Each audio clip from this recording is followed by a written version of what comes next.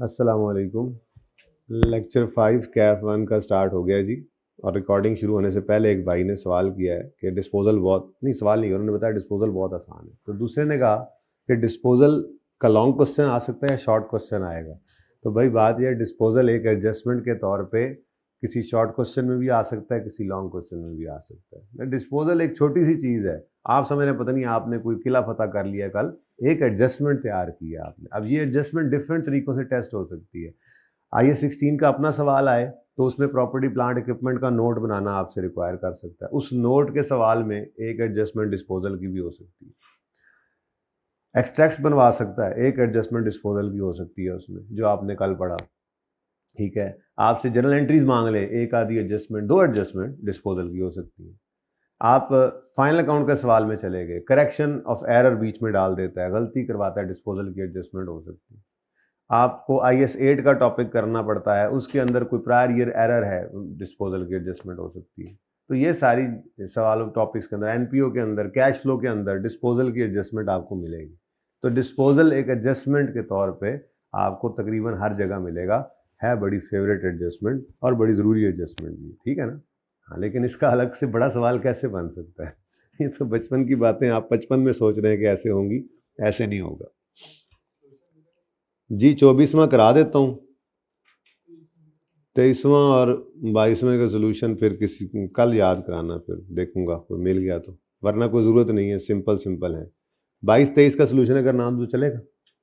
24वां जो है ना, वो ज़रा ये मसला, उसमें मसला तो कोई नहीं था, हैं? चलो फिर ज़रा थोड़ी रिवीजन भी हो जाएगी। तो पहले ये काम करते हैं, फिर रिड्यूसिंग बैलेंस पे मूव करते हैं। रिड्यूसिंग बैलेंस बचपन वाला कराऊंगा, फिर बचपन वाला ये सवाल आप कराऊंगा, फिर रिड्यूसिंग बैलेंस में डिस्पोजल को कर लेंगे इंशाल्लाह। फिर मेरे ख्याल में डिस्पोजल हमारा ख़त्म हो जाएगा। एक्सचेंज की बात कल फिर शुरू कर देंगे, एक्सचेंज ऑफ एसेट्स कल करेंगे इंशाल्लाह, ठीक है। ईद से पहले पहले मेरा दिल है सारे काम कर लें सिवाय रीवैल्यूएशन के। तो ईद की छुट्टियाँ हैं 3-4 जो होंगी, उसके बाद जब आप तशरीफ़ लाएंगे तो फिर हम पहले ही दिन, ईद की छुट्टियों से पहले ही दिन हम रीवैल्यूएशन को स्टार्ट कर लेंगे। रीवैल्यूएशन बहुत ज़्यादा इंपॉर्टेंट है। अब रीवैल्यूएशन का लॉन्ग क्वेश्चन आएगा, शॉर्ट क्वेश्चन, वही वाली बात, रीवैल्यूएशन भी एक एडजस्टमेंट होगी, लेकिन उसके मार्क्स ज़रा ज़्यादा हैं, ठीक है, और काम ज़्यादा होता है। चलें जी, 24वां सवाल करा देता हूँ आपको, क्योंकि इसमें डिस्पोजल है। 22 और 23 के अंदर तो डिस्पोजल 23 में भी था। ओके, चलो ठीक है, कोई एक करना है, ये कर लेते हैं, इसमें ज़रा कम है डिस्पोजल। 2 डिस्पोजल है ना ज़रा, और एक एडिशन है, तो 2 डिस्पोजल ज़रा कम काम करना पड़ेगा मुझे, और समझ भी आ जाएगी कि 2 हो या 3 हो, बात तो एक ही होती है फिर, ठीक है। Following balances are appearing on यकम जनवरी 13। रिक्वायरमेंट है एसेट का अकाउंट बनाना है, एक्यूमुलेटेड डेप्शन का अकाउंट बनाना है, और डिस्पोजल का अकाउंट बनाना है, ठीक है। 13 का भी और 14 का भी, मैं सिर्फ 13 का ही बनाऊंगा, ठीक है ना जी, क्योंकि 14 के अंदर कुछ भी नहीं होना, सिर्फ डेप्रिसिएशन होनी है, वो भी सिर्फ ओपनिंग एसेट्स पे, ना कोई एडिशन है हमारे सवाल में 14 के अंदर, ना कोई डिस्पोजल है। तो जो ओपनिंग पड़ा होगा बस उस पर ही आपने रेट लगा देना। इसलिए अगर हो सका तो माफ़ कर दीजिएगा मुझे, या हो सकता है फिर कर भी लें। फिलहाल तो शुरू करते हैं सवाल को।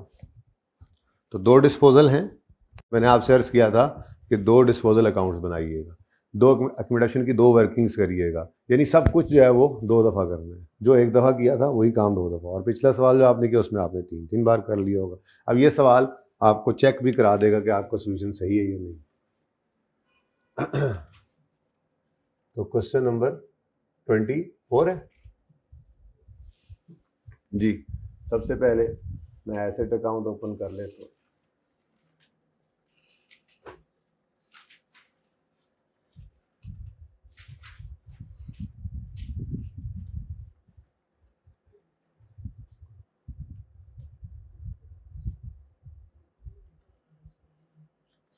बातें नहीं करें, तो बातें करने की वजह कोई नहीं मुझे समझ आ रही।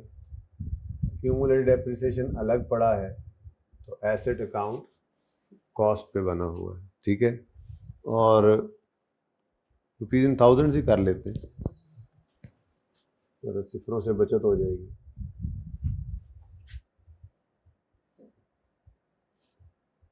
इसके बाद एक्यूमुलेटेड डेप्रिसिएशन का अकाउंट, मैं एक ही साल का बनाऊंगा, अब जगह थोड़ा तंग है। 2 डिस्पोजल अकाउंट में एक लाइन में ही बनाना चाह रहा हूँ सारे। तो rupees in thousands, accumulated depreciation का अकाउंट ओपन कर लेते।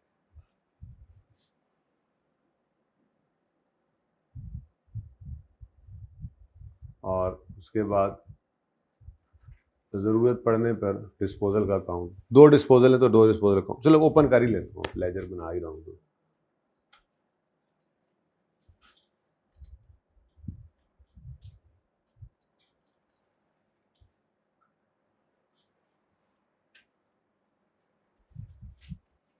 रुपीज़ इन थाउजेंड्स ही चल रहा है काम हमारा।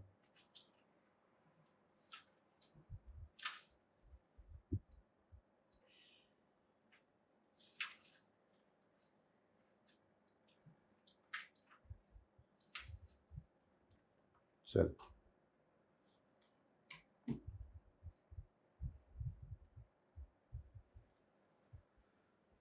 स्टार्ट करते हैं जी सवाल। सबसे पहला काम, यकम जनवरी 2013 पर ये ओपनिंग बैलेंसेस हैं, इनको लिखें, इसके भी नंबर होते हैं। तो यकम जनवरी 2013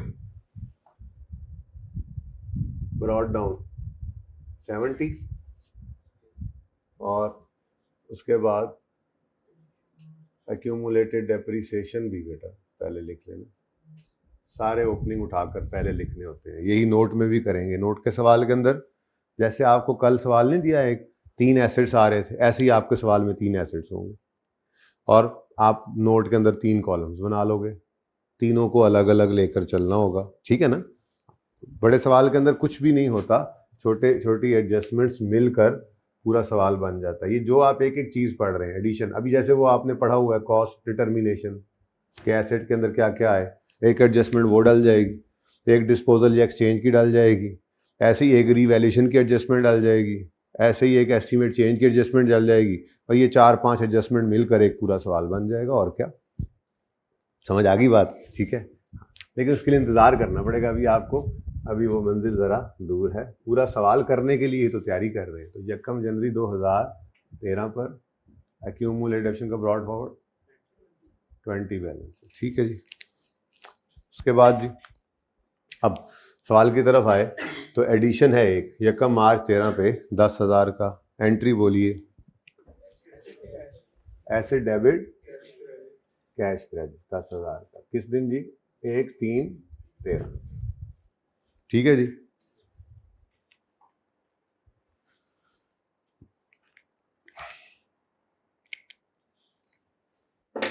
अच्छा जी, अब नेक्स्ट क्या है जी, डिस्पोजल्स हैं, date of purchase, date of sale, क्या कॉस्ट और सेल प्रोसीड गिवन है। हमारे 4 स्टेप्स थे डिस्पोजल के, बेसिकली जनरल एंट्री वही थी, ठीक है। क्या थे 4 स्टेप्स, एसेट अकाउंट में से एसेट की कॉस्ट निकालने जो जा रहा है, और उसकी सारी जिंदगी की डेट ऑफ परचेज से डेट ऑफ सेल तक की एक्यूमुलेटेड डेप्रिसिएशन को एक्यूमुलेशन अकाउंट में से निकाल दें।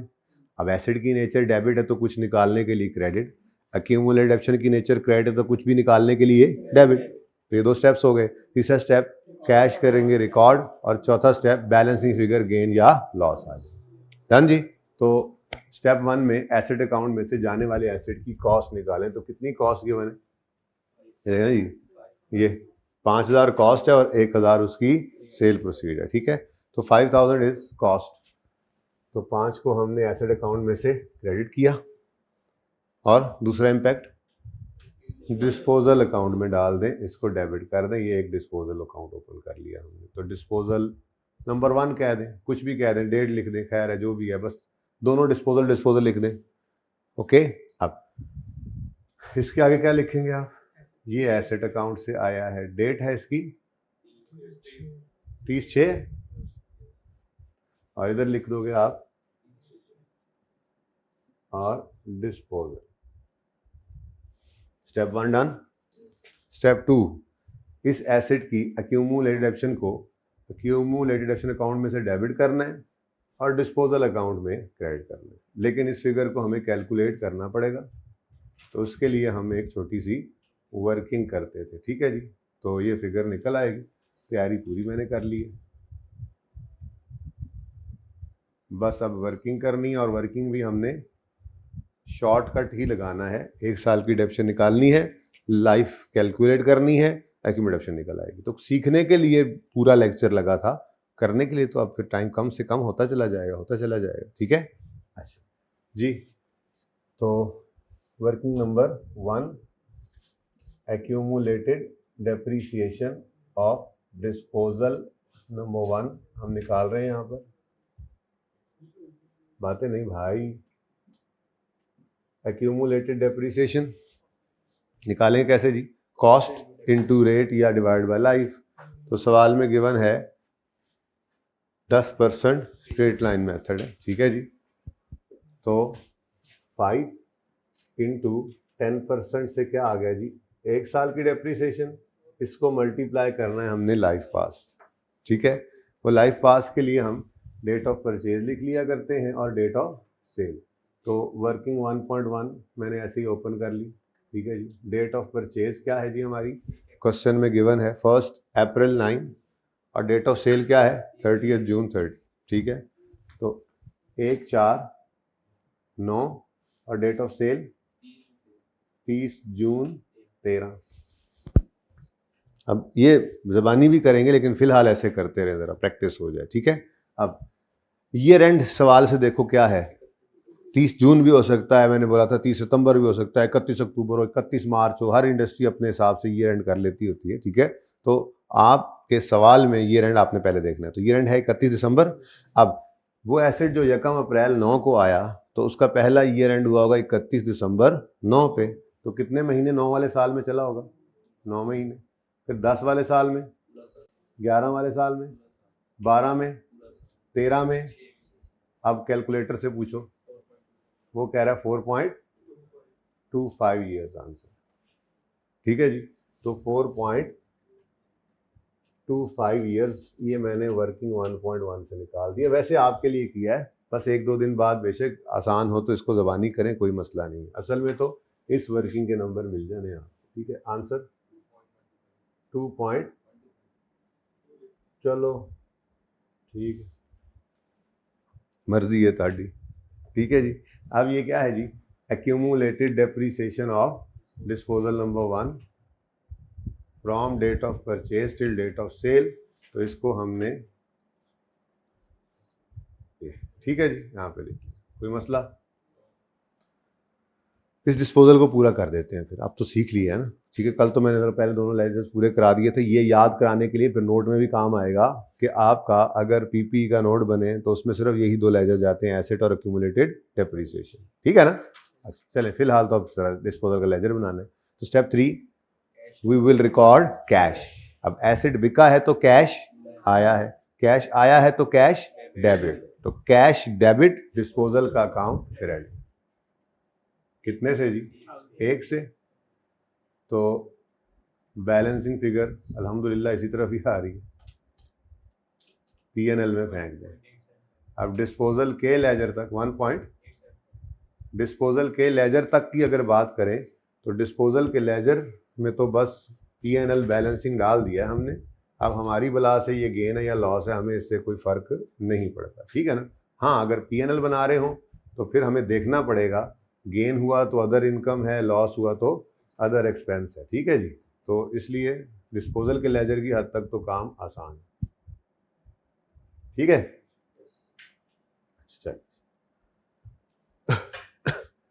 नेक्स्ट एक और डिस्पोजल है, तो फिर यही सारा काम दोबारा कर लें। ये मैंने आपको ज़बानी बता के भेजा, तो होपफुली आपने ऐसे कर लिया होगा, ठीक है। तो सेकंड डिस्पोजल 1 जुलाई 10 को एसेट खरीदा था, 30 सितंबर 13 पे बिका है, 2000 का खरीदा था, 500 का बिका है, ठीक है। तो स्टेप 1, इस डिस्पोजल की कॉस्ट को एसेट अकाउंट में से क्रेडिट कर दें। 30/9 है ना, इसको क्रेडिट करके डिस्पोजल के अकाउंट में फेंक दें। तो यहाँ से 2 रुपये क्रेडिट हुए। अब किताबों में आपको अक्सर जगहों पे, किताबों में, सॉल्यूशंस में डिस्पोजल इकट्ठा बना हुआ भी नज़र आएगा। गलत वो भी नहीं है, लेकिन आपके लिए गलत है क्योंकि मैंने आपको कह दिया अभी हमारी क्लास का असूल क्या है, जितने डिस्पोजल उतने डिस्पोजल अकाउंट, ठीक है। वैसे गलत नहीं है, इकट्ठा बन सकते हैं, ठीक है, लेकिन अलग अलग बनाने हैं आपने, बस आज से ऑनवर्ड्स हमेशा अलग अलग ही बनाने, ओके। इससे बहुत फ़ायदा होगा आपको जी। तो डिस्पोजल का अकाउंट है, तो एसेट अकाउंट क्रेडिट हुआ, डिस्पोजल का अकाउंट डेबिट हो गया, ठीक है जी। ये 30/9 पर एसेट अकाउंट से। स्टेप 2 में हमने अक्यूमुलेटेड डेप्रिसिएशन को कैलकुलेट करना है, फिर ही निकालना है, ठीक है। तो working number 2, accumulated depreciation of disposal number 2 या एडजस्टमेंट नंबर लिख सकते हैं, कुछ भी लिख सकते हैं, कुछ भी ना लिखें, सिर्फ डिस्पोजल लिखें। बल्कि ये अंग्रेजी के हेडिंग भी नहीं देनी है आपने थोड़े अरसे बाद, बस वर्किंग 2 के आगे अगली बात ये लिखनी है। लिख तो रहे एक्यूमुलेशन, वो यहाँ से वहाँ पे लिख रहे हैं तो मतलब वही चीज़। तो चीज़ें आहिस्ता आहिस्ता सिंप्लीफाई करते जानी है आपने, कम करती जानी है, एफिशिएंसी के साथ काम करना है, ठीक है। जैसे मैं आज आपको रिड्यूसिंग बैलेंस के अंदर वो डिटेल्ड वर्किंग से डिस्पोजल पहले कराऊंगा, वो कराने के बाद फिर रिवाइज हो गया ना पुराना, फिर आपको उसमें भी शॉर्टकट बताऊंगा, ठीक है, ताकि टाइम बचे। एफिशिएंसी समझने के लिए पूरी कहानी, उसके बाद फिर एफिशिएंसी पर्चे के लिए चाहिए होती है हमें, ठीक है। तो एक्यूमुलेटेड डेप्रिसिएशन, जब ये मैं लिख रहा होता हूँ तो आप लोगों को नज़र आ रहा होता है, तो थोड़ा सा अभी तो सीटें खाली हैं, आजकल कौन सी मजबूरी है, एक आधी सीट और पीछे बैठा करें, ठीक है ना। अच्छा जी, एक्यूमुलेटेड डेप्रिसिएशन निकालें जी। 2 इंटू 10% इंटू, अब यहाँ पर डेट ऑफ परचेज, मैं वर्किंग का रेफरेंस भी नहीं लिख रहा, और डेट ऑफ सेल, किस दिन खरीदा था हमने इसको, 1 जुलाई 10 पे, और 30 सितंबर 13 पे बेचा है। तो 1 जुलाई 10 और 30 सितंबर 13। अच्छा, राइटिंग फॉन्ट तो छोटा नहीं है वैसे, अभी तो इतनी क्लास छोटी नहीं है भाई, इधर सही नज़र आ रहा है। अच्छा, क्वालिटी सही हो गई है, लेकिन कल वाले लेक्चर से आज लेक्चर को कंपेयर करके मुझे रिपोर्ट करना है आज आपने, आज ही, ठीक है ना जी। अच्छा जी, अब ईयर एंड हमारा 31 दिसंबर है, तो 1 जुलाई 10 पे जो एसेट हमारे पास आया है उसने 31 दिसंबर 10 तक 6 महीने इस्तेमाल हुआ होगा, फिर 11 वाला साल पूरा, 12 वाला पूरा, 13 में 9/12, आंसर 3.25 ईयर्स, ठीक है। तो यहाँ पे 3.25 लिखा हमने और आंसर आ गया 0.65, ओके। तो 0.65 एक्यूमुलेटेड डेप्रिसिएशन अकाउंट में से डेबिट करके डिस्पोजल के अकाउंट में क्रेडिट कर, वर्किंग 2 से हमने ये निकाली 30/9/13। तो एक्यूमुलेटेड डेप्रिसिएशन अकाउंट में से इस जाने वाले एसेट, असल में एसेट का सारा खाता हमने निकाल देना, एसेट को डी रिकग्नाइज करना है। तो अब एसेट ना 2 हिस्सों में बटा हुआ पड़ा है, एक जगह पे उसकी कॉस्ट पड़ी और दूसरी तरफ उसकी एसेट की वैल्यू की कमी अलग से पड़ी हुई है, तो इसलिए उनको अलग अलग निकालना पड़ रहा है। और अगर हम एसेट अकाउंट बुक वैल्यू पे बना रहे होते, जो कि एंड पे बनाऊंगा इंशाल्लाह, ईद से पहले ही बना लेंगे वो भी, ठीक है, क्योंकि मैंने ईद के बाद, मैंने रीवैल्यूएशन को ईद के बाद रखा है, उसको पहले नहीं छेड़ना, क्योंकि उस पूरी रीवैल्यूएशन को करने के लिए हमें 5 से 6 दिन चाहिए इकट्ठे, तो उसमें ब्रेक नहीं चाहता मैं। बहरहाल ईद के बाद जो पहला दिन होगा उस पर कोशिश करके सारे इधर अवेलेबल होइएगा, रिवैल्यूएशन शुरू हो जाएगी हमारी, ठीक है। तो वो एक ट्रैंच के अंदर, एक जो है वो तरतीब के अंदर हमने करना होगा, तो उससे पहले इंशाल्लाह। तो बुक वैल्यू पर अगर एसेट अकाउंट में कह रहा था बन रहा होगा, तो फिर एसेट अकाउंट में चूंकि एसेट की बुक वैल्यू पड़ी होगी तो निकालेंगे भी बुक वैल्यू, फिर ये दूसरा अकाउंट ही नहीं वजूद में आएगा। खैर वो जब होगा तो देखेंगे, फिलहाल तो ऐसा है नहीं, ठीक है। चलें जी आगे। अब स्टेप 1, अच्छा इधर रह गया, स्टेप 2 0.65, ये डिस्पोजल के अकाउंट में आपने एक्यूमुलेटेड डेप्रिसिएशन को फेंक दिया, तो 30/9/13। स्टेप 3 रिकॉर्ड करेंगे कैश, कैश कितना है 500, तो 30/9 पर कैश डेबिट, डिस्पोजल का अकाउंट क्रेडिट। अब थाउजेंड्स में चल रहे हैं तो 0.5 लिखेंगे। ये नहीं समझ आता ना, तो 5000 डिवाइड बाय ये 500 डिवाइड बाय 500 डिवाइड बाय 1000 करके लिख लिया करो। होता है ना, कोई मेरे जैसा भी होता है, आप जैसे नहीं है, आप तो सब लाइक बच्चे हैं, ठीक है जी, तुम भी मेरे जैसे हो, असी भी तुसी हैं, कोई नहीं खैर, तो मैं पास कर गया तो पान तुसी भी कर ही जाना है जी। जी गेन लॉस है, लॉस ही है अल्हम्दुलिल्लाह, पक्का करा रहा हूँ आपको कि डिस्पोजल की क्रेडिट साइड पे लॉस आता है, इसलिए हर सवाल ये जो अपने बनाया हुआ सवाल है ना, वरना गेन भी आ सकता है लॉस भी, पर ये काफ़ी देर बाद जाके कहीं किसी सवाल में गेन आना है एकदम से, तो आपको तब तक याद हुआ पड़ा होगा डिस्पोजल की क्रेडिट साइड पे तो हमेशा लॉस आता था, तो जैसे ही डेबिट साइड बैलेंस फिगर की आपने एकदम ठटक जाना, ओह गेन, तो ये गैर महसूस तरीके से आपको मैं याद करा रहा हूँ, थोड़ा थोड़ा फनकारियों में तो लगानी होती है, जुगाड़ है जुगाड़ उस्ताद जी। 0.8। लो जी, डिस्पोजल के अकाउंट्स तो मुकम्मल हैं, ठीक है। इनफैक्ट एसेट का अकाउंट भी मुकम्मल है, लेकिन एक्यूमुलेशन का अकाउंट अभी रहता है, क्योंकि उसमें अभी हमने डेप्शन एक्सपेंस फॉर द ईयर निकालना है। तो वर्किंग नंबर 3 हम करेंगे अपनी मशहूर ज़माना वर्किंग डेप्रीशिएशन एक्सपेंस की। अच्छा, मैं अब इससे अगला साल जो है ना उसको ज़बानी बता दूंगा, क्योंकि अब मेरे पास उधर जगह ज़रा तंग है। ये बन गई तो बना लेंगे, देख लेते हैं, ठीक है। अब क्या करेंगे जी? हाँ, सबसे पहले ओपनिंग, फिर एडिशन, फिर ये 3 चीज़ें हैं, चौथी कोई चीज़ नहीं आनी। मेथड बदलेंगे, एसेट एक्सचेंज में जाएगा, जो मर्जी होता रहेगा। आखिरी लेक्चर में भी ये एडजस्टमेंट आएगी, मिसाल के तौर पे कि आपको कोई ऐसा एसेट गिवन होगा, कोई ऐसी क्लास ऑफ एसेट गिवन होगी, मिसाल के तौर पे आप कर रहे हैं क्या, एनपीओ का सवाल कर रहे हैं या फाइनल अकाउंट का सवाल कर रहे हैं। अब एंड चल रहा होगा, आखिरी महीने चल रहे होंगे आपका, हम आखिरी महीने में पढ़ रहे होंगे हम, तो उसमें भी जाके अगर आपको कोई एक क्लास ऑफ एसेट में ऐसी होगी कि उसमें एडिशन भी मिल रहा होगा, डिस्पोजल भी मिल रहा होगा, तो हम डेप्शन एक्सपेंस की कैलकुलेशन इसी फॉर्मेट पे करेंगे। ये इंशाल्लाह इंश्योर करेंगे हम किसको बदले ना, ठीक है। तो on opening assets, on opening assets, लेकिन इसमें से एक्सक्लूड कर देंगे हम डिस्पोजल्स, ठीक है। तो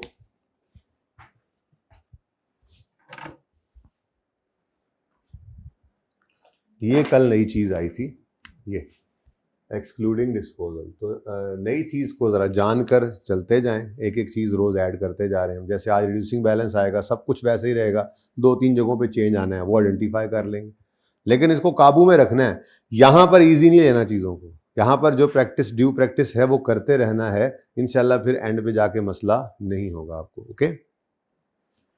अच्छा जी, तो वरना फिर चीज़ें बाद में जाके मिक्स होने लग जाएंगी। तो अब ओपनिंग एसेट्स को लेना है, मेथड कौन सा है अब यहाँ पे इंपॉर्टेंट है। अगर स्ट्रेट लाइन मेथड है तो फिर ओपनिंग एसेट्स का मतलब वो एसेट्स जो पिछले साल से चले आ रहे हैं, इसका मतलब उनका जौन सा मर्जी साल हो, हमें तो कॉस्ट ही चाहिए। तो ऑन ओपनिंग में opening cost of all minus कर देंगे उसमें से, ओपनिंग ही मैंने लिखवा दिया था, कॉस्ट तो कॉस्ट ही है, सारी ज़िंदगी वही रहती है, ओपनिंग वाली उठाओ या किसी असल दिन वाली उठाओ, ठीक है। तो opening cost of all assets minus opening cost of disposals into rate, यही लिखवाया था कल, ठीक है। अब आज इसी ने बदलना है, रिड्यूसिंग बैलेंस ने आना है, तो यहाँ पे हमने ओपनिंग कॉस्ट की बजाय ओपनिंग बुक वैल्यू सबकी ले लेनी है। अब वो हमें निकालनी पड़ेगी इन दोनों लेजर्स से कंबाइन करके, नेट करके। फिर यहाँ बुक वैल्यू, अगर ओपनिंग सारे एसेट्स की बुक वैल्यू है तो डिस्पोजल की भी बुक वैल्यू ही उसमें से लाइक विद लाइक ही होता है ना, बुक वैल्यू से बुक वैल्यू ही माइनस करनी पड़ेगी, बस यही फर्क आना है, ठीक है ना। तो अगला भी तैयार हो गया डिस्पोजल, मुश्किल कुछ नहीं है, ठीक है जी। तो opening cost of all assets 70 और ओपनिंग कॉस्ट ऑफ डिस्पोजल तो 5 भी है और 2 भी है, इकट्ठा कर दें, ठीक है। 3 हो तो आपने 3 में भी ऐसे ही किया होना, इनटू 10% 6.3, ठीक है जी। उसके बाद ऑन एडिशंस, तो एडिशन तो एक ही है, वो है 10 का 10% रेट है और आया है यकम मार्च से यूज होना शुरू हुआ है, तो 10/12 जी, पॉइंट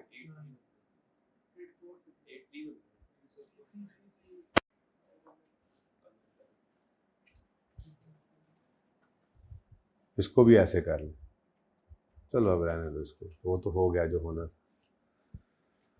अच्छा जी, उसके बाद ऑन डिस्पोजल्स, तो अब डिस्पोजल्स अलग किए हैं, इसलिए यहाँ से निकाले हैं कि पूरा साल डेप्रिशिएट ना हो, लेकिन इस साल जितना इस्तेमाल हुए हैं उतना तो डेप्रिशिएट करना है, ठीक है।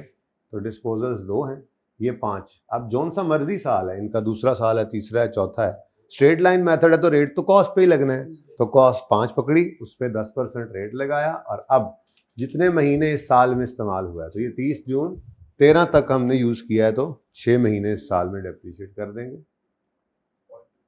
0.25, ये 83 था, चलो एक कर ही देते हैं।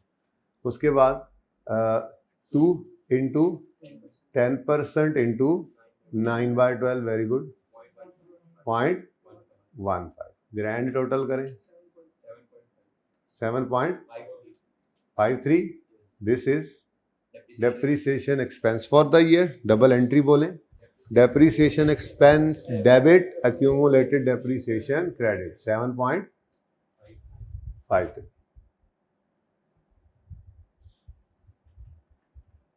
वर्किंग 3 से आया 31 दिसंबर 2013।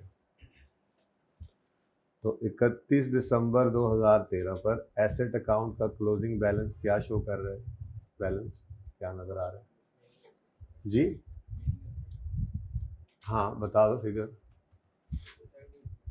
73।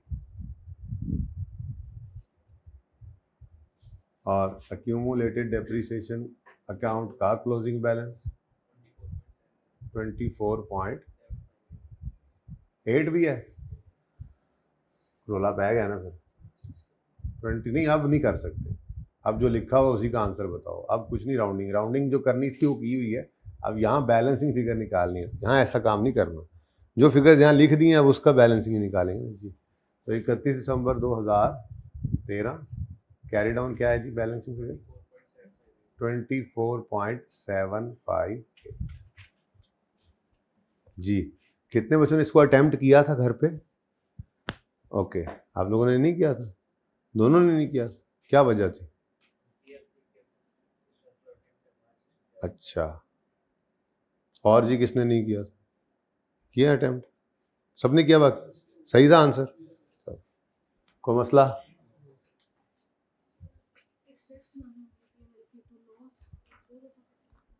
अभी बता देता हूँ जी। फरमाइशी प्रोग्राम चल रहा है। एक्सट्रैक्ट्स ज़बानी बताने की बजाय लिख ही देते हैं, ठीक है? तो डेप्रीसिएशन एक्सपेंस है 2013 है ना हमारा, 7.53 पीएनएल में आना है। फिर डिस्पोजल लॉस से, दोनों का ही लॉस है तो लिख दो लॉस ऑन डिस्पोजल और ब्रैकेट में ऐड कर दो दोनों को। 1.875 प्लस 0.85 लो। बेहतर तो यही होता है कि अलग अलग लिखें, लेकिन एक्सट्रैक्ट्स में नेट भी कर दोगे तो कहेगा कुछ नहीं, पर ये प्रेजेंटेशन सही है नहीं, क्योंकि मैंने आपको बोला है gain on disposal other income में जाता है और loss on disposal other expense में जाता है। और पीएनएल का फॉर्मेट पहले जो बनवाया था उसमें मैंने आपको कोई नेट अदर इनकम एक्सपेंस तो नहीं दिखाई थी, अलग ही थे ना। तो बेहतर यही है कि इनको अलग रखा जाए, ठीक है? गेन अलग, लॉस अलग। तो अगर गेन एक होता और एक लॉस होता, मिलते लॉस ऑन डिस्पोजल, अगली लाइन में गेन ऑन डिस्पोजल, ये माइनस होता वो प्लस होता, बस, ठीक है? चलो बैलेंस शीट भी बना ही दो। स्टेटमेंट ऑफ, तो यहाँ पर तो क्लोजिंग बुक वैल्यू आनी, उसमें आपके डिस्पोज होने वाले एसेट नहीं नज़र आ रहे होंगे, नॉन करंट एसेट्स हैं। तो इनके अंदर जो एसेट होगा, पीपीई हो, जो भी हो, तो कॉस्ट है क्लोजिंग उसकी 73 माइनस उसकी क्लोजिंग अक्यूमुलेटेड डेप्रिसिएशन है, आंसर 2। आखिरी रोजे चल रहे हैं ना, सुबह बच्चों की तरह मेरा बिल्कुल दिल नहीं कर रहा था कि मैं ये तो छुट्टी कर लूँ, लेकिन इंशाल्लाह सेशन में नहीं करेंगे छुट्टी, कोई अल्लाह खैर करे। हाँ जी, सही है। अच्छा हाँ, वो तो मैं बताना भूल गया, चूँकि कैलकुलेट नहीं कर रहा, अगले साल में कोई एडिशन, कोई डिस्पोजल नहीं है, तो 73 ही ओपनिंग बनेगा, यही क्लोजिंग। इधर 24,758 ओपनिंग बनेगा, लेकिन डेप्शन एक्सपेंस निकालना पड़ेगा। और वो बहुत आसान है, क्योंकि यही 73 क्लोजिंग ओपनिंग जो बना होगा, यही ओपनिंग के ऊपर आपने 10% लगाना है और कोई फ्रैक्शन नहीं। तो 7.3 की डेप्रिसिएशन ऐड हो जाएगी, बस, ठीक है? चलें जी, इधर ले आए जाज भी और बोर्ड हमें मिटा दें। किसी ने पिक्चर शिक्चर लेनी है तो ले लें।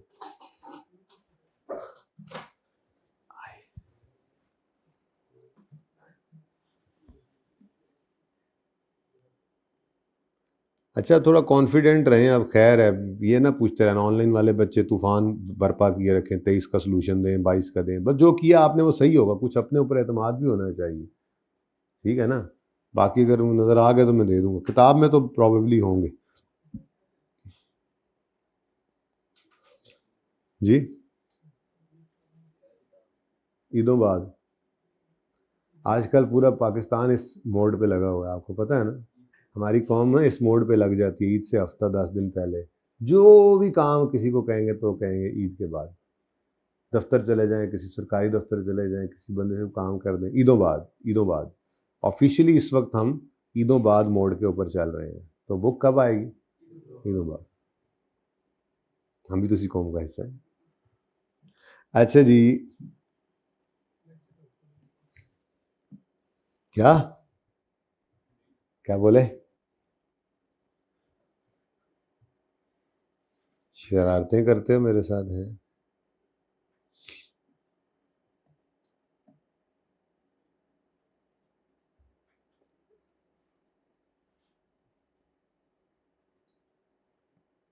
अच्छा जी, क्वेश्चन 25 देखें क्या है। Sime purchase an asset costing 200 on यकम जनवरी 19। Asset has a residual value of 19,850। Asset is depreciated using at 30। Compute depreciation for the year 19 से ऑनवर्ड्स आल्सो चल। मैं नहीं इतने कर रहा, एक दो कर लेते हैं बस। लेकिन यहाँ पर वो ज़रूर चेक कर लेते हैं। वैसे पर्चे में चेक नहीं किया करेंगे, उसने रेट दे दिया है तो बस यही रेट है। उसने बोल दिया ना रिड्यूसिंग बैलेंस मेथड यूज़ करते हुए आप डेप्रिशिएट करो और रेट डेप्रिसिएशन का इतना है तो बस उतना ही है। ठीक है ना। टाइम ज़ाया नहीं करना चेक करके। हो सकता है उसने राउंड करके दिया हुआ हो आपको, ठीक है। अगर ना गिवन हो तो फिर फॉर्मूला। लेकिन रिड्यूसिंग बैलेंस के अंदर हम वैसे निकालते कैसे थे ये रेट, ये ज़रा रिवाइज कर लेते हैं। तो रेट निकालते थे हम 1 minus nth root S over C, ऐसे ही है। तो n क्या है जी? अब यहाँ पर सवाल में यूज़फुल लाइफ गिवन है, यहाँ पे यूज़फुल लाइफ गिवन नहीं है, फिर चेक भी करने की ज़रूरत नहीं है। वैसे निकल सकती है, यहाँ पे n को आप कर लें, निकल सकती है, ठीक है। रेट गिवन है ना, लेकिन ये ज़रूरत नहीं है, ज़रूरत नहीं है, ठीक है। अच्छा, इस सवाल को आप करें ना होमवर्क में, मैं अगला कराता हूँ, क्योंकि उस सवाल के अंदर दोनों मेथड्स आमने सामने और रेट भी निकालना है, ज़्यादा अच्छा है वो, ठीक है।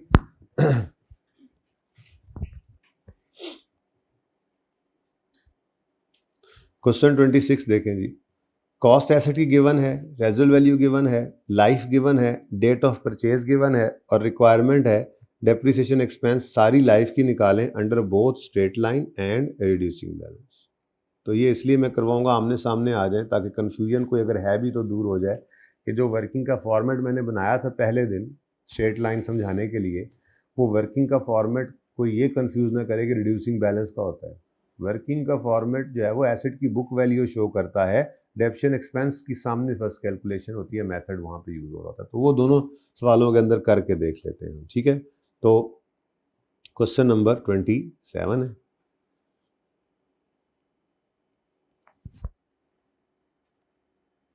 पहले कौन सा मेथड लगाओगे? Straight line. चलो स्ट्रेट लाइन।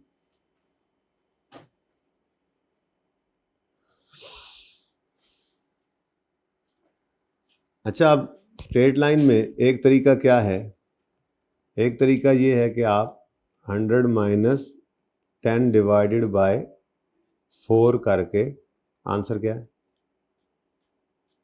90/4, 22.5 है, 22.5 बना, ठीक है। तो या आप ऐसे 22.5 निकाल लें, या आपको बताया था स्ट्रेट लाइन में रेट निकालने का तरीका, अगर रेजुअल वैल्यू आ जाए तो ये 22.5% बनना है। बहरहाल चेक भी कर लेते हैं। तो दोनों तरीके हैं, मेरे ख्याल में रेट ही निकालते हैं, ताकि इधर भी रेट हो, रिड्यूसिंग बैलेंस तो वैसे ही रेट है, कोई कन्फ्यूजन है तो दूर है। वैसे इसका आंसर ऐसे भी निकल सकता है, ठीक है। लेकिन और हम पर्चे में ऐसे ही किया करेंगे, स्ट्रेट लाइन मेथड होगा, लाइफ गिवन होगी तो बिल्कुल भी रेट नहीं निकालेंगे। लेकिन आज ज़रा वो मैं रिवीजन करा रहा हूँ जो मैंने आपको कल या परसों शायद डिस्कशन की थी आपके साथ, ठीक है। तो स्ट्रेट लाइन मेथड है और डेट है, डेट डिस्क्रिप्शन एसेट, ये 3 कॉलम होते हैं ना हमारे।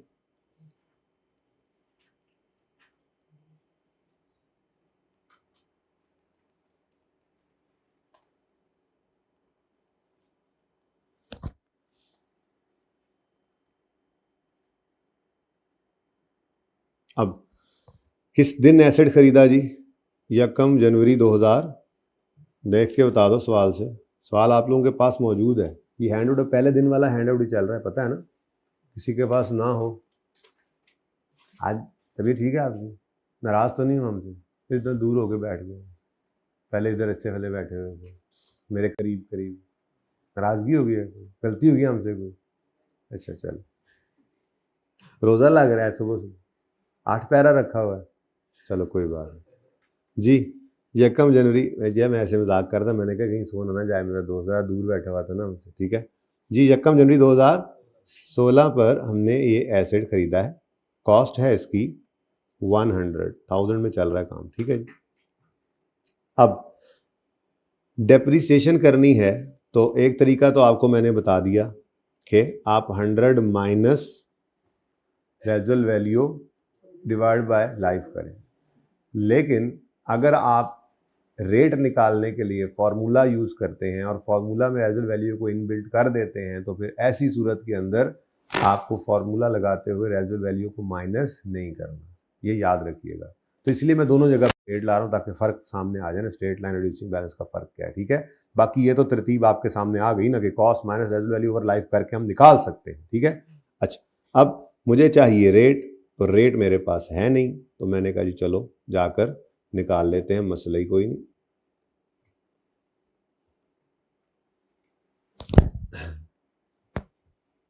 ये 16, 17, 18, बस इतना ही होना है ना। 16 का एंड, फिर 17 का एंड, फिर 18 का एंड। 3 साल, 3 साल ही लाइफ, 4 है। 16, 17, 18, 19 भी करना पड़ना है। चलो खैर, वर्किंग नंबर 1। इसका फ़ायदा ये होगा ना कि ये फॉर्म में कॉपी करके इधर लिख लूँगा, बस फिर वर्किंग मिटा दूंगा बीच में से, ठीक है। अच्छा जी, अब रेट निकालना है जी। रेट निकालने का फॉर्मूला ज़रा याद करके बताओ मुझे। कॉस्ट माइनस रेजुअल वैल्यू, पीआरसी में तो करते हैं ना आप लोग, divide by cost into life into 100 कर देंगे, ठीक है। तो डायरेक्ट लिख दूँ, अंग्रेजी लिखने की जरूरत नहीं, ठीक है। तो कॉस्ट कितनी है? 100, रेजुअल वैल्यू कितनी है? 10, फिर divided by cost into life, तो 100 into 4 into 100 is equal to 22.5। वही 100 था ना, ज़रा आसान सा सवाल बनाया हुआ है। 22.5%, ठीक है जी। अब अगर आपने रेट निकाला है और रेट को निकालते हुए आपने रेजुअल वैल्यू को उसी में इनबिल्ट कर लिया है, तो फिर दोबारा माइनस ना कर देना यहाँ पर, बल्कि सिंपली 100 इंटू 22.5% कर दोगे, ठीक है। और कहोगे जी वर्किंग 1 से निकाला है। बस एक बार लिख दिया एग्जामिनर के लिए, फिर दोबारा नहीं लिखना वर्किंग 1, ठीक है। समझ आ रही? क्या आंसर आया जी? 22.5। तो यही मैं कह रहा था कि स्ट्रेट लाइन के अंदर आप कॉस्ट को लाइफ से डिवाइड करें या कॉस्ट को रेट से मल्टीप्लाई करें, आंसर सेम होता है, ठीक है, ओके। अच्छा, अब ये जनाब दिसंबर, ये 31 दिसंबर 16 पर डेप्शन कैलकुलेट किया आपने, और 31 दिसंबर 16 पर आपकी बुक वैल्यू या कैरिंग वैल्यू या कैरिंग अमाउंट आ गई, ठीक है जी। वो देखो साथ साथ ही आ गए जी।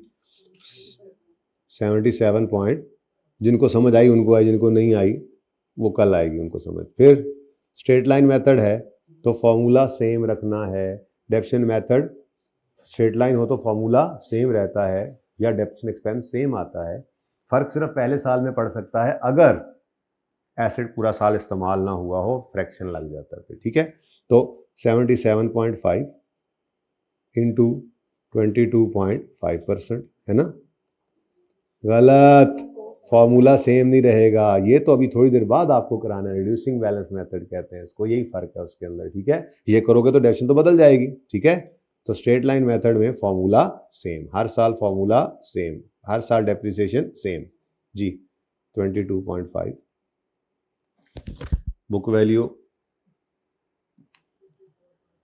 जी 50, हाउ कम? पूरा 55 होगा चांद, 54.5 हो कैसे सकता है? और चन्न मेरे माई क्या कहते हो तुम ये?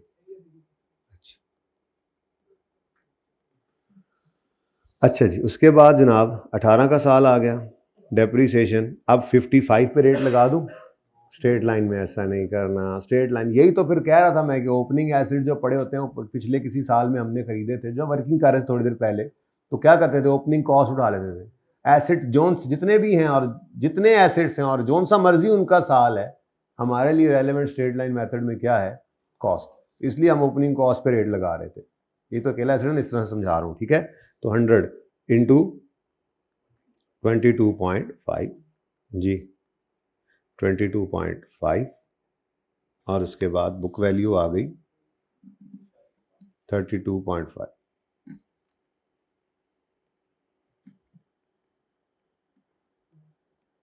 तो ये एंड पे ज़रा प्रूफ भी हो जाएगा, जो रेजुअल वैल्यू हमने बचाई थी वो बची कि नहीं बची, ठीक है। फिर डेप्रीसिएशन आ गई 100 इंटू 22.5%, तो 22.5 ही आ गया, और बुक वैल्यू आ गई 10। वो रेजुअल वैल्यू ही बची है, क्योंकि हमने इसको डेप्रीशिएट होने ही नहीं दिया था। अब अगर लाइफ से डिवाइड कर रहे हो तो आपको, सॉरी यार ये वही लिख दिया, लाइफ से डिवाइड कर रहे हो तो आपको फिर ये रेजुअल वैल्यू खुद माइनस करनी पड़ती है कॉस्ट में से डेप्रिशिएबल अमाउंट निकालने के लिए, ताकि कहीं ये डेप्रिशिएट हो ना जाए, और एंड पे यही बचेगी। लेकिन अगर आपने रेट निकाला स्ट्रेट लाइन में और उसमें रेट के फॉर्मूला में आपने रेजुअल वैल्यू को इनबिल्ट कर दिया, तो फिर आपको ज़रूरत नहीं है कॉस्ट में से इसको माइनस करने की, एटकमेटिकली यही 10 बचेगा एंड पे, ठीक है। और रिड्यूसिंग बैलेंस में भी ऐसे ही होने, बस रिड्यूसिंग बैलेंस के अंदर रेट निकालने का फॉर्मूला डिफरेंट है, ठीक है जी। कोई क्वेश्चन हैगा?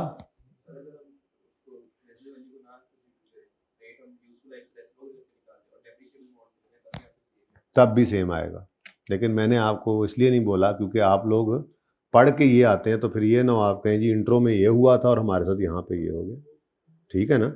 ये भाई ने जो बोला है आपको समझ आई है? भाई ये फरमा रहे हैं कि आप 1/लाइफ करके रेट निकालें 25%, 25% निकलेगा ना, करके देखो ना 1/4, 25% रेट निकल आया। अब ये 25% लगाना है तो कॉस्ट माइनस 10 करके, कॉस्ट माइनस रेजो वैल्यू करके 25% करते तो तब भी आंसर यही आएगा। तो बात तो इनकी भी ठीक है, तो फिर ये फॉर्मूला रिवाइज कराने का मकसद बहुत हो जाता है ना। तो ये आपने इंट्रो में पढ़ा हुआ है इसलिए मैंने रिवाइज कराया है, हालांकि पूरे एफएआर में इसने यूज कोई नहीं होना, बल्कि पूरे एफएआर में हमें स्ट्रेट लाइन सवालों के अंदर स्ट्रेट लाइन वालों में लाइफ ही गिवन होगी और हम उसको कॉस्ट को लाइफ से ही डिवाइड करेंगे। बस कुछ जगहों पर लाइफ चाहिए होगी और गिवन रेट होगा, तो रेट से लाइफ पे आने के लिए 1/रेट करेंगे, और उन सवालों के अंदर भी मुश्किल वाला नहीं, आसान वाला केस होगा, रेजुअल वैल्यू नील होगी। लेकिन अगर रेजुअल वैल्यू नील ना भी हो तो आपको सिखा दिया, ठीक है ना। चले, तो अगर रिड्यूसिंग बैलेंस हो, reducing balance method, reducing balance method, अच्छा अभी तो देखना जरा, मैंने वर्किंग को नहीं छेड़ा, देखना जरा इधर, देखना जरा,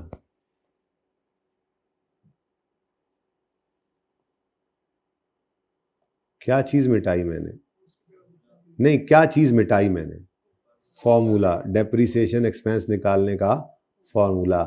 यानी अगर आप बात करें ना डेप्रिसिएशन मेथड की, तो डेप्रिसिएशन मेथड सिर्फ इतनी सी जगह पे इस्तेमाल हो रहा है इस वर्किंग में, ये है depreciation method, cost into rate, cost into rate, cost into rate, cost into rate, straight line method की खसूसियत, ठीक है जी, बात समझ आई है। अब यहीं पर जो चेंज आना है तो मेथड रिड्यूसिंग बैलेंस में कन्वर्ट हो जाना है, बाकी फॉर्मेट में तो कोई चेंज नहीं है। अब रिड्यूसिंग बैलेंस के अंदर रेट निकालने का फॉर्मूला भी डिफरेंट है, ठीक है। तो हमने निकाला इसे, इसको 1 माइनस nth रूट, n क्या है 4, S/C, S स्क्रैप वैल्यू कितनी है 10, और कॉस्ट तो 10/100 इंटू 100 इज इक्वल टू कितना जी 43.76। अब एंड पे थोड़ी सी मुझे ना करप्शन करनी पड़ेगी माजरत के साथ। किस लिए? ताकि वो थोड़ा, क्योंकि राउंड किया ना आपने, ये 43.76 राउंड करके दिया या एग्जैक्ट यही आया है? राउंड करके दिया है ना, तो एंड पे फिर एग्जैक्ट 10 बच नहीं रहा होगा, तो मैं आखिरी डिविजन को ज़रा थोड़ी सी 2 नंबर, हालांकि वैसे पर्चे में करने की जरूरत नहीं है, लेकिन अभी करूँगा, प्रूव करना है ना। देखो यहाँ पे भी 10 ही बचा है, ये मैं पहले एडवांस बता रहा हूँ। ओके, या तो फिर सारे वाला रेट ले लो और हर दफ़ा मुझे करके बताओ, एग्जैक्ट रेट अगर यूज़ कर लोगे फिर ठीक है, फिर एग्जैक्ट 10 आ जाएगा। ठीक है ना, चलो शुरू करते हैं। अब स्ट्रेट लाइन मेथड नहीं, रिड्यूसिंग बैलेंस है। और रिड्यूसिंग बैलेंस की खसूसियत क्या है? इसमें आपने बुक वैल्यू पे रेट लगाना है, पर मुसीबत यह है कि पहले साल में बुक वैल्यू क्या है? कॉस्ट ही बुक वैल्यू है। पहले साल में तो कॉस्ट ही बुक वैल्यू है ना, तो पहले साल की डेप्रिसिएशन तो आ जाएगी 100 के ऊपर ही कैलकुलेट होकर, कितनी 40 क्या रेट? 43.76%। अब ये 43.76% जो है, ये आपने वर्किंग नंबर 1 में निकाला है, तो एग्जामिनर को बता दी, तो आंसर आ गया जी 43.76। ठीक है, बुक वैल्यू 56.24। अब 100 इंटू, नहीं 100, यही तो फर्क है, यही तो बताया अभी। रिड्यूसिंग बैलेंस मेथड में सब्सीक्वेंट ईयर्स में बुक वैल्यू पे रेट लगना है। ठीक है जी, कितने सादा हो तुम लोग, लाइन के बैगर्स, ध्यान से बैठना है जाग के मेरी क्लास में। 56.24। अच्छा, अब कुछ हंस रहे कह रहे हैं लगता है खुद भूल गया था। भाई मैं जब खुद भूलता हूँ मैं बता देता हूँ, मैं कोई टार्जन थोड़ा ही हूँ, इंसान ही हूँ ना, खुद भूलता हूँ तो बता देता हूँ, शरारतें तो साथ साथ करता हूँ, जब खुद भूलूंगा तो बता दूंगा जी। 44.24, मैं भी कहूँ बढ़ कैसे गया, 24.61। ओके, बुक वैल्यू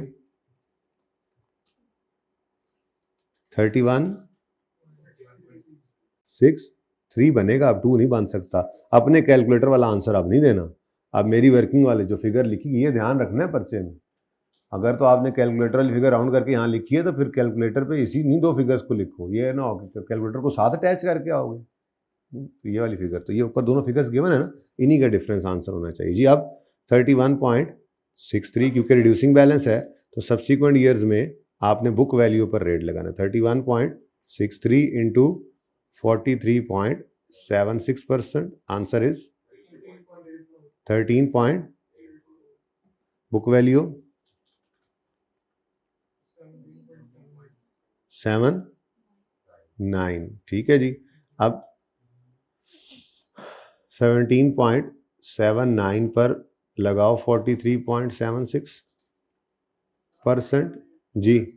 7.78 है ना, मैंने 9 कर दिया है कोई तकलीफ तो बताओ? मैंने राउंड कर दिया आपको, ये कैसे राउंडिंग है? मेरी मर्जी की राउंडिंग है ये। आंसर मैंने बचाना था 10 बचा है वो ना बेटा, थोड़ा सा वो फर्क है ना, रेट को जो आपने राउंड करके लिया था, इस वजह से वो थोड़ा सा मुझे एंड पे राउंड करना पड़ा। पर्चे में करने की जरूरत नहीं है, ये तो ज़रा प्रूव करना था इस दफ़ा, तो मैंने कहा चलो कर लेते लें जी। तो रिड्यूसिंग बैलेंस भी थोड़ा सा हमें रिवाइज हो गया, और अब रिड्यूसिंग बैलेंस की तरफ हम मूव करने लगे।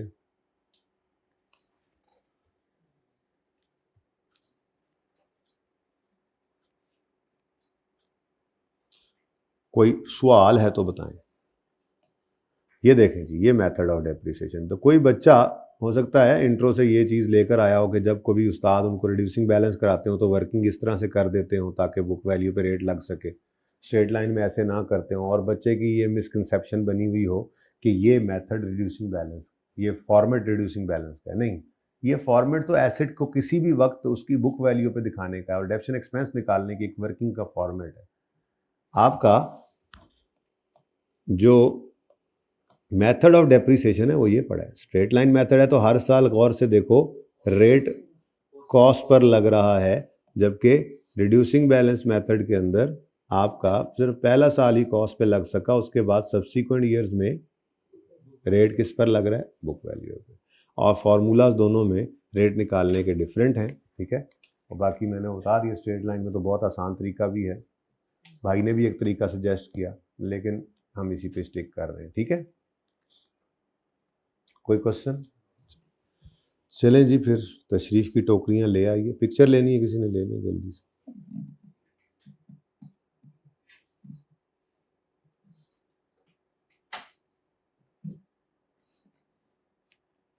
भाई कितनी देर की रिकॉर्डिंग हुई है? हाँ, इतने लेट आए थे आप, 50 मिनट की होनी थी। मैं कहा गिला दे लेगी ना थोड़ा। अच्छा जी, 27 इज़ ओके, 25 कर लेना। 26 और 7 वो कह रहे हैं 25 और 26 में सिर्फ फ़र्क ये डाल रहा है कि पहले साल में यकम जनवरी की बजाय यकम अप्रैल को एसिड खरीदा जा रहा है। तो कोई मसला नहीं है, रिड्यूसिंग बैलेंस में भी पहले साल के अंदर फ्रैक्शन लग जाएगा, कोई फ़र्क नहीं पड़ रहा। ठीक है, 28 करवा रहा हूँ जी आपको। 29 आपका होमवर्क है।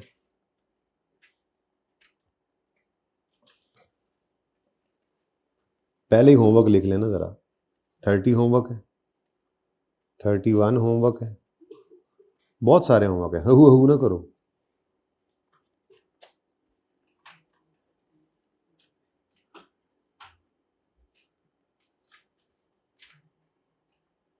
उसके बाद यहाँ से डिस्पोजल शुरू होता है, तो मैंने आपको 34 फिर कराना।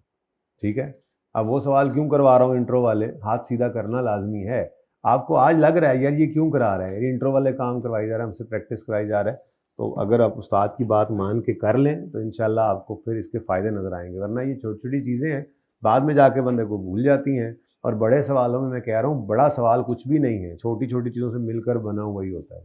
ठीक है, तो इसको लाजमी करना है आप, ये मस्ट वाला होमवर्क है। सोल्यूशन चलो अब तो वो बंद हुआ पड़ा, देख लूँगा मैं। ठीक है जी, तो सबसे पहले 28 कराता हूँ, छोटू सा सवाल है, ये क्लास वर्क है, ये ओके पहले ही लिख देता हूँ।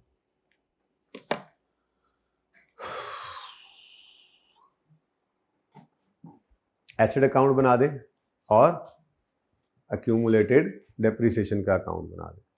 ओपनिंग बैलेंस है, एक एडिशन है, बस मेथड रिड्यूसिंग बैलेंस। ठीक है, तो क्वेश्चन नंबर 28,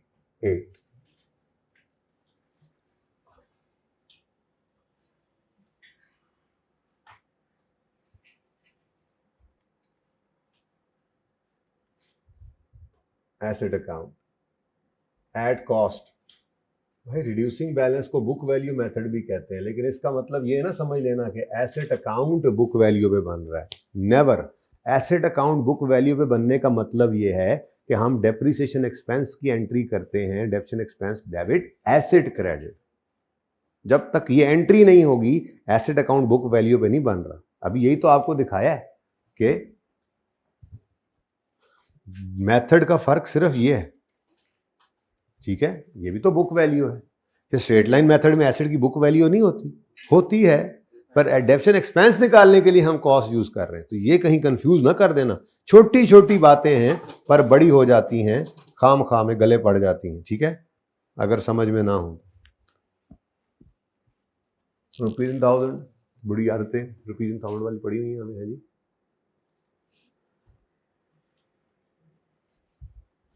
एसेट अकाउंट और अक्यूमुलेटेड डेप्रिसिएशन का,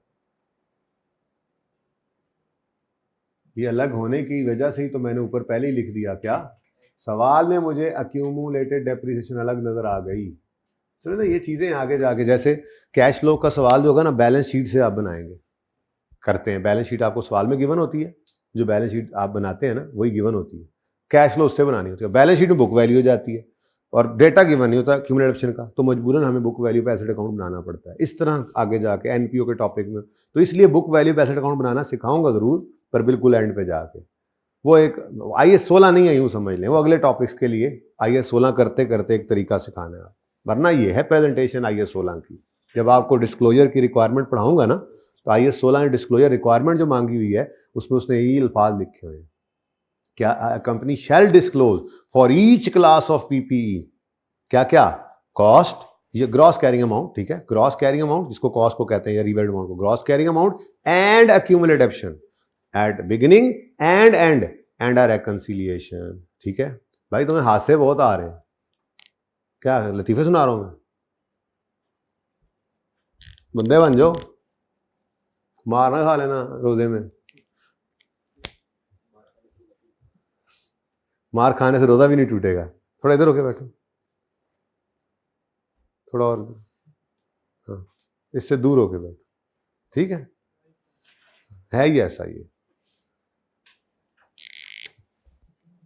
अच्छा जी, पता नहीं बात कहाँ से कहाँ निकल गई। हाँ, एसेट अकाउंट कॉस्ट पे है, डेप्शन एक्सपेंस निकालने का मेथड WDV मेथड है। मैं वो जान के वो लफ्ज बोल रहा हूँ जो कि कंफ्यूज करता है, वरना रिड्यूसिंग बैलेंस तो नहीं कंफ्यूज करता ना। तो method of depreciation WDV method है या रिड्यूसिंग बैलेंस मेथड है। Asset account is prepared at cost. वजह कैसे पता चला? अक्यूमुलेटेड डेप्शन अलग से नजर आ रहा है। अक्यूमुलेशन का बैलेंस अलग नजर आने का मतलब ही क्या है कि हम डेप्शन एक्सपेंस की एंट्री करते हैं, डेप्शन expense debit, accumulated depreciation credit. ठीक है जी। तो यकम जनवरी 2000, ये सवाल है भाई 28वां, देखो यकम जनवरी 2015 पे राहील की किताबों में बैलेंस आ रहा है ओपनिंग एसेट का 50 और एक्यूमुलेशन का 20। तो यकम जनवरी 2015 ही है ना, कॉस्ट 50, यकम जनवरी 15, एक्यूमुलेशन 20। ठीक है। Next, additions of 15,000 took place on यकम March and rate is 20% WDV या रिड्यूसिंग बैलेंस या डिमिनिशिंग बैलेंस, कोई भी नाम लिखा हो। तो एडिशन की एंट्री वही रहनी है, मेथड से कोई नहीं बदल जानी। क्या एंट्री है? Asset debit cash credit. कितने से? 15। तो एसेट डेबिट कैश क्रेडिट यकम मार्च 15। डेप्शन की एंट्री भी नहीं चेंज हुई। और एसेट अकाउंट में एडिशन तो कॉस्ट पर ही आता है। इनिशियल रिकग्निशन रूल्स दो फॉलो किया, initial measurement at cost. Initial recognition जब फ्यूचर इकोनॉमिक बेनिफिट्स प्रॉबेबल हो, कॉस्ट लायबिलिटी मेजरेबल हो, रिकॉर्ड कर सकते हैं। इनिशियल मेजरमेंट किस पर करें? At cost. कॉस्ट में क्या होगा पढ़ेंगे इंशाल्लाह, वो जो आपने पढ़ा हुआ है दोबारा। ठीक है, परचेज प्राइस, एट्रिब्यूटेबल कॉस्ट वगैरह वगैरह। बस ये एडिशन है और कुछ नहीं है। अब क्या करें? आज डिस्पोजल नहीं है, यहाँ डिस्पोजल की वर्किंग्स वगैरह आ जाती हैं, वरना तो अब फिर हमारी वर्किंग वन क्या है? Depreciation expense for the year. सबसे पहली चीज ऑन ओपनिंग एसेट्स, और चूंकि डिस्पोजल है नहीं तो एक्सक्लूड करने की जरूरत नहीं है डिस्पोजल को। ठीक है। अब मेथड कौन सा है? Reducing balance. ठीक है, रिड्यूसिंग बैलेंस मेथड में कॉस्ट पर रेट सिर्फ एसेट की जिंदगी के पहले साल में लग सकता है। अब ओपनिंग एसेट्स का मतलब क्या है? वो एसेट जो पिछले पीरियड के क्लोजिंग एसेट्स थे, यानी ये पिछले पीरियड से चले आ रहे हैं। साल के पहले दिन भी कोई एडिशन हो जाए तो वो ओपनिंग नहीं कहलाता, वो तो एडिशन डबल एंट्री होगी। लेकिन ये ओपनिंग का मतलब क्या होता है? जो पिछले पीरियड के एंड पर क्लोजिंग एसेट्स थे वो इस महीने के स्टार्ट, इस साल के स्टार्ट पे ओपनिंग एसेट हैं।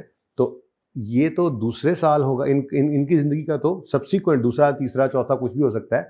तो ये ओपनिंग एसेट्स का तो पहला साल नहीं है, इनका तो सब्सिक्वेंट ईयर है। तो क्या मैं 50 पर रेट लगा सकता हूँ?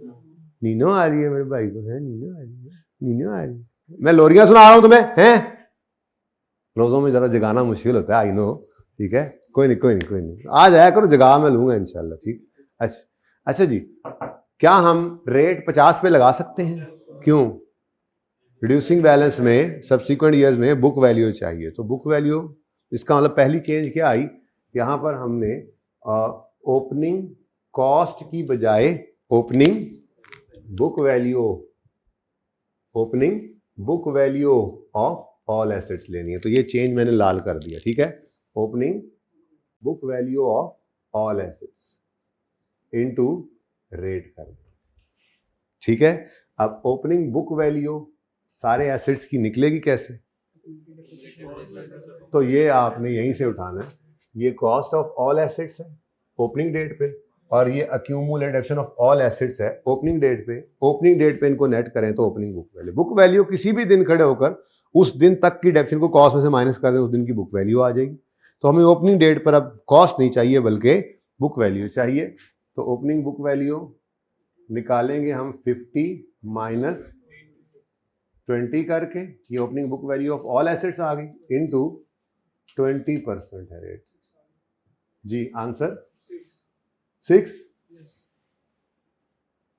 फर्क जान के जिए। ओके, ये है फर्क। ये कॉस्ट ऑफ ऑल एसेट की बजाय बुक वैल्यू ऑफ, कोई फर्क? ये तो किया हुआ है ना इंट्रो में आपने, इसी के अंदर अब मैंने अभी थोड़ी देर में अगले 5 मिनट में FAR को इन कर देना है। ठीक है जी। अच्छा, उसके बाद ऑन एडिशंस एडिशन एक ही है।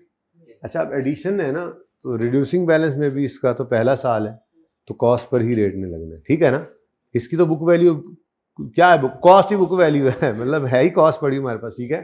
तो 15 इंटू 20%, लेकिन इस पर फ्रैक्शन लगेगा 10/12, 2 तो टोटल आ गया जी 8.5। एंट्री बोलो, depreciation expense debit, accumulated depreciation credit 8.5 से। तो हमारा सवाल हो गया जी खत्म, बस और क्या जी, फरमाइए।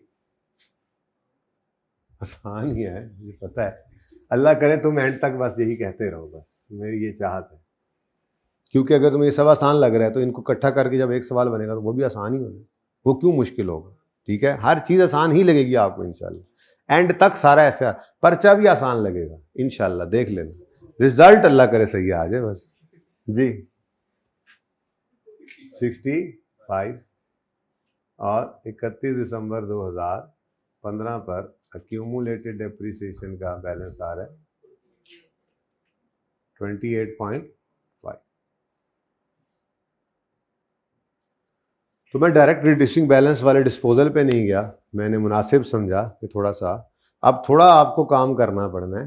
ये जो मैंने अगले सवाल होमवर्क में दिए हैं, इनमें बस यही है, थोड़ी प्रैक्टिस है, बस 2 एडिशन 2 डिस्पोजल, सॉरी 2-3 एडिशन आ जाएंगे, 2-3 साल आ जाएंगे, 2-3 तरह के एसेट्स आ जाएंगे। ज़रा देख लेते हैं इसको, ठीक है, कि कौन कौन से सवाल हैं होमवर्क में। तो 29वां सवाल जो है, इसमें उसने क्या कहा है जी,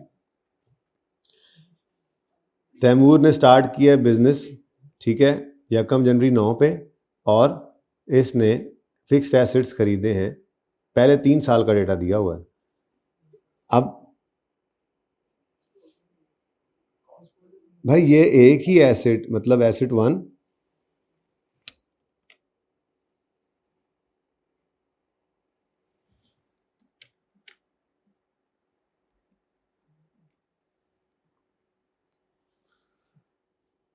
जी, he has disclosed following data for first 3 year of a business operation which relates to addition in fixed assets। तो एसेट 1 खरीदा इसने, फिर एसेट 2 खरीदा, एसेट 3 खरीदा, एसेट 4, तो ये एक ही लेजर आपने बनाना होगा, ठीक है। मेथड 10% रिड्यूसिंग बैलेंस है, बस 3 साल पे इसको लेके जाना, ठीक है। तो इस सवाल को 5 नंबर दिए जाएं तो बहुत होंगे, ये 5 भी वैसे कम होने चाहिए, 4 कर लेते हैं, आज बड़े हो गए अब आप। 4 मार्क्स में सिर्फ टाइम के हिसाब से, इस टाइम के लिए दे रहा हूँ, ठीक है। और 5 मिनट में कर लेना ये सवाल, 5 मिनट भी वैसे तो ज़्यादा हैं।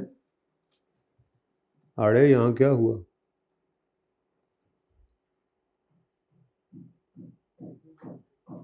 अच्छा जी, वो बाद में ना असल में पता नहीं क्या गड़बड़ हो गई है सारी, असल में ये बाद में मैंने रेफ़र भी करना होता है, किसी न किसी वक्त में रेफ़र करेंगे हम इंशाल्लाह।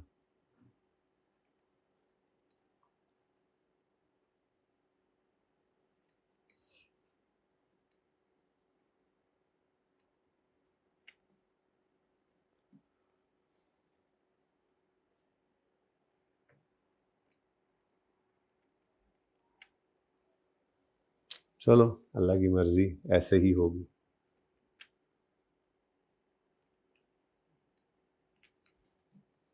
अच्छा जी, कितने मार्क्स दिए थे इसको 29वें को? 5, 4। वासिफ वाले सवाल के अंदर बिल्डिंग्स ही हैं, एक बिल्डिंग डिफेंस में खरीदी है इन्होंने, एक गार्डन टाउन में, तो 2 अलग अलग लेजर नहीं बना देने। कल किया था ना आपने सवाल, हाँ, अगर एक बिल्डिंग होती और एक व्हीकल होता और एक मशीनरी होती, फिर अलग अलग। Class of asset, her class of asset के लिए आपने अलग लेजर बनाने हैं, अलग रिकॉर्ड्स मेंटेन करने हैं, एसेट अकाउंट अलग, अक्यूमुलेटेड ऑप्शन अलग, फिर पीपी के नोट में जाएंगे तो इनका कॉलम अलग। पर एक class, land and building normally एक क्लास है, लैंड अलग बिल्डिंग अलग भी कर सकते हो। प्लांट एंड मशीनरी एक क्लास ऑफ एसेट है, व्हीकल्स एक क्लास है, कंप्यूटर्स एक क्लास है, फर्नीचर फिक्सचर्स एक क्लास है। तो हर क्लास को अलग रखना है, लेकिन अगर बिल्डिंग एक से ज़्यादा खरीदी है तो उसके लिए अलग अलग लेजर बनाने में बैठ जाना, ठीक है। तो यहाँ पर भी आपका बल्कि ये तो है ही 1 साल, ठीक है। इसके चलो 3 साल थे, 5 नंबर कर लो, काम काफ़ी है, ठीक है। इसके आप 3 मार्क्स कर लो। ओके। 31 में वही बात, कटिंग मशीन और मोल्डिंग मशीन, तो है मशीन का ही अकाउंट, एक कटिंग होगी दूसरी मोल्डिंग होगी, मशीनों के अंदर ही रखो, एक क्लास ऑफ एसेट, ठीक है। यहाँ पे देखो मशीन बी, मशीन सी, मशीनें ही हैं ना।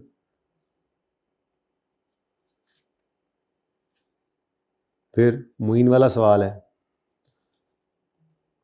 16 और 17 है, 5 मार्क्स, 4 भी काफ़ी है, बल्कि 4 ही कर लो, ठीक है जी। जी चलो कोई नहीं, फिर भी 4 मार्क्स काफ़ी। वैसे ज़्यादा होते हैं यार, लेकिन मैं आपको बस टाइम बाउंड करने के लिए मार्क्स लिख रहा हूँ, इनमें कोई मार्क्स थोड़े ही हैं, कोई पर्चे वाले सवाल थोड़े ही हैं। पर्चे में इनसे मिलकर सवाल बनेगा, ओके। अब तो पास पेपर पे नहीं जा रहे, ईद के बाद 1 हफ्ता लगेगा हमें, रिवाइजेशन जब कर लेंगे इन्हीं सवालों में, छोटे छोटे सवालों में, उसके बाद फिर हम पास पेपर्स पे चले जाएंगे। फिर जब एक बार हम पास पेपर्स पे चले जाएंगे तो ये कॉन्सेप्ट बिल्डिंग क्वेश्चन 60-70 सवाल हैं किताब के अंदर, ये कॉन्सेप्ट बिल्डिंग क्वेश्चन IAS 16 के अंदर छोटे छोटे सवाल हैं, देखो 35 तक तो पहुंच भी गए, 60-70 ऐसे ही हैं। लेकिन जब एक बार ये सीख लेंगे और पास पेपर से मूव कर जाएंगे तो फिर जिंदगी में कभी रिवीजन करते हुए भी ये सवाल हमने दोबारा नहीं करने, ये जहन में रखिएगा।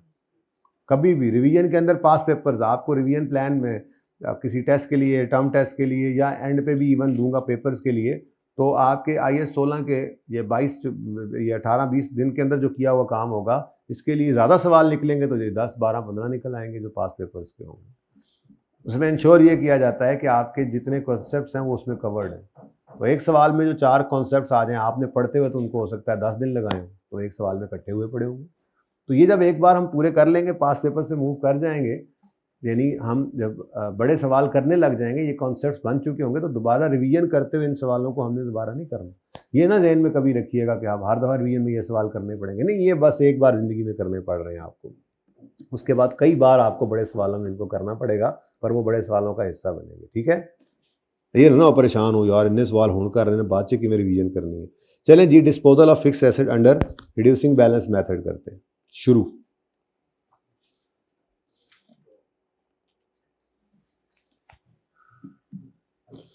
पढ़े सवाल जी, 34वां सवाल पढ़े।